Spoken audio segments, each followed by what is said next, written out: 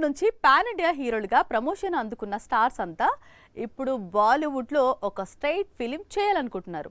రామ్ చరణ్ కూడా చాలా కాలంగా ఒక హిందీ మూవీ చేయాలనుకుంటున్నాడు.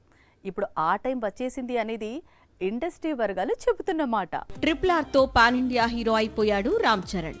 అప్పట్నుంచి హిందీలో ఒక స్ట్రైట్ మూవీ చేయాలనుకుంటున్నాడు మెగా పవర్ స్టార్.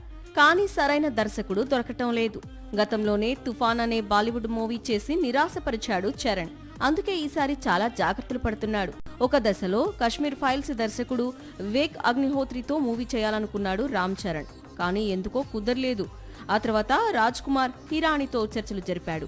అది వర్కౌట్ కాలేదు. ఇప్పుడు లైన్ లోకి కిల్ డైరెక్టర్ వచ్చాడు. ఇప్పుడు మాత్రం కిల్ డైరెక్టర్ తో మూవీ లాక్ అయింది అంటున్నాడు. 2 ఏళ్ల క్రితం రిలీజ్ అయిన కిల్ మూవీ యాక్షన్ పాన్ ఇండియాను ఎంత షాక్ కి గురి చేసిందో తెలిసిందే. ఇప్పుడు ఇదే సినిమా దర్శకుడితో ఒక మైథాలజీ మూవీ చేయాలనుకుంటున్నాడు చరణ్. ఈ సినిమాను బాలీవుడ్ బడా నిర్మాత కరణ్ జోహార్ నిర్మించబోతున్నాడట. బాహుబలి 2 తర్వాత ప్రభాస్ బాలీవుడ్ డైరెక్టర్ ఓం రావుత్ తో ఆదిపురుష్ చేశాడు.